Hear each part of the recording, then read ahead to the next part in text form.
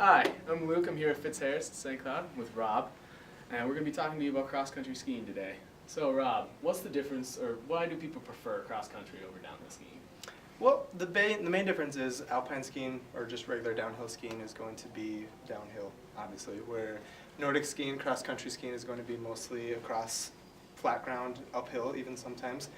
So a lot of times it's a different challenge, and it's a lot easier to get into the sport too. It's a little bit cheaper, the equipment isn't as big and bulky, so there's plus and minuses, but there's also people that do both. So. Okay. Well, one thing that I was wondering is that do you have to be in really good physical shape, or do you have to be pretty fit to do cross-country skiing? Not necessarily. If you just want to get into it, it really doesn't take that much. You will notice it does exert a lot of energy, and being in good shape is probably beneficial. But until you really get into the racing aspect of it all, you don't have to be in great shape. Okay, well, what are the different types of cross-country skis? So there's going to be two main types. You're going to have classic cross-country skiing and skate.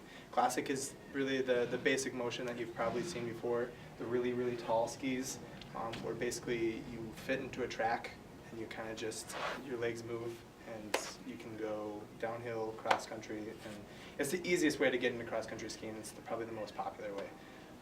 Then after that you have skate skiing, which is just a little bit more of a technical form. It does take a lot of practice and timing to get it right. And usually you'll see that's the kind of cross-country skiing that you have to be in pretty good shape to do. So. And does that look different than these long skis? So yeah, your traditional, just regular classic cross-country skiing is going to be the really long skis with the more curved top. And then once you get into skate skiing, they're going to be a little bit shorter. The whole, we call it camber, but basically the whole bend of the ski is going to be different. It just allows a little bit more pop because the whole nature of skate skiing is a little bit different. And also it allows a different pocket for wax on the bottom as well. Is there any other types of equipment that I'll be needing if I decide to pick up cross-country? Yep, you want poles and boots. Poles come in a variety of different sizes depending on if you're going to be doing classic skiing or skate skiing. There's different kinds of poles. You can have aluminum poles, you can have carbon poles, but it's definitely something that you do need if you're going to cross-country ski. If you're downhill skiing, you don't necessarily need poles, but cross-country skiing you definitely do. And then also boots. There's different boots for if you're doing classic skiing and skate skiing. Skate skiing, they just almost look like just regular shoes. There's a lot of bend to them. There's not a lot of ankle support right there. And then once you get into really the hardcore skate boots, you can see there's not bended right there, and it's a lot more rigid in the ankles too. And then I've heard about waxing. Is there waxable and waxless skis, and what should I start with? So usually most people will start out with a waxless ski, which would be these guys right here. And so there's what we call fish scales on the bottom of these skis.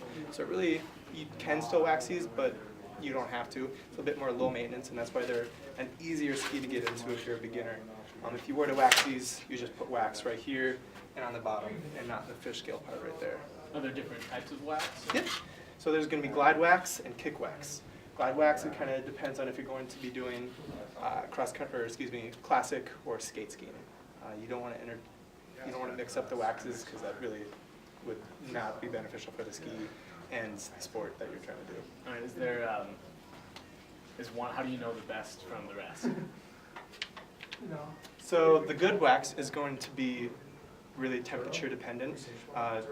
It's going to have about a 10-degree window, and then it moves up into another kind of wax.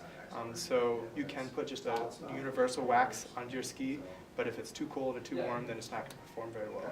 So once you really get into the sport, you're going to have different kind of waxes for the type of snow you're skiing on and the temperature that you're in. So those are the more high-performance waxes, but they're also high maintenance. Okay, and then I have one last question for you. For starting out, do you think you should rent or buy right away? Definitely rent. Nordic skiing is something that it does take some time to get used to, and it's not for everyone. I like it. It's a lot of fun. But if you get set up with a whole pair of skis that you buy and you don't like it, then you're kind of out of luck. So definitely rent for the week, the day, just even the weekend, and get out there and really learn how to do it before you buy some skis. Thank you for your time. Again, we're here at Fitzharris, and this is Rob. If you come on in, say hi to Robbie Fresh over here.